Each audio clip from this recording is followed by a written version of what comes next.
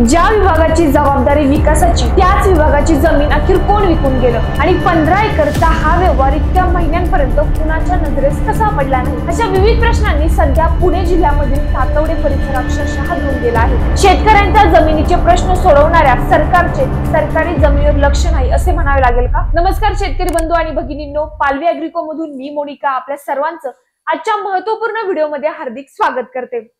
पशुसंवर्धन विभागाच्या मालकीची म्हणून नोंद असलेली 15 एकर जमीन परस्पर विक्रीला गेली आणि या व्यवहाराची कल्पना विभागालाही नव्हती। हा प्रकार पुढे येतात संपूर्ण हवेली तालुका संतापाला पेटला आहे।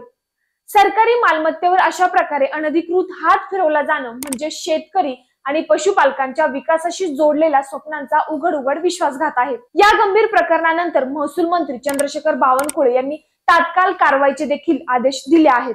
तसेच हवेली तालुक्यातील सहाय्यक दुय्यम निबंधक विद्या वडे सांगळे यांना देखील तात्काळ निलंबित करण्यात आला आहे।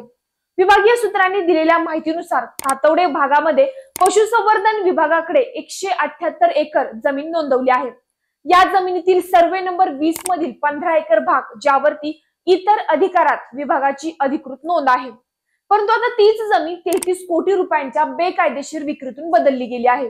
या प्रकरणातील सर्वात मोठी धक्कादायक बाजू म्हणजे जमिनीचा व्यवहार जानेवारी 2025 पासून सुरू होता आणि तो जवळपास 11 महिने लपवून ठेवण्यात आला होता।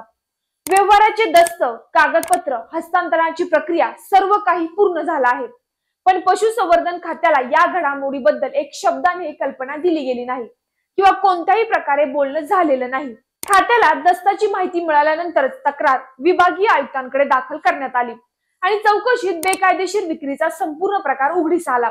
जमिनीविषयी पूर्वी दाखल झालेल्या न्यायालयीन दाव्यात न्यायालयाने मालकीवर कोणताही स्पष्ट निकाल दिला नव्हता, त्यामुळे सातबारा उतार्यावर इतर अधिकारात विभागाचे नाव पूर्ववत राहिलं होतं। या स्पष्ट नोंदीकडे दुर्लक्ष करून जमीन खासगी मालकीची असल्याचे भासवत विक्री करण्यात आल्याचा आरोप आता अधिक तीव्र होत आहे। तातवडे हा वेगाने विकसित होणारा परिसर असल्याने जमिनीची किंमत कोट्यावधींमध्ये जाते। अशा ठिकाणी सरकारी जमिनी सुरक्षित नसतील तर भविष्यातील शासकीय मालमत्तेचं काय?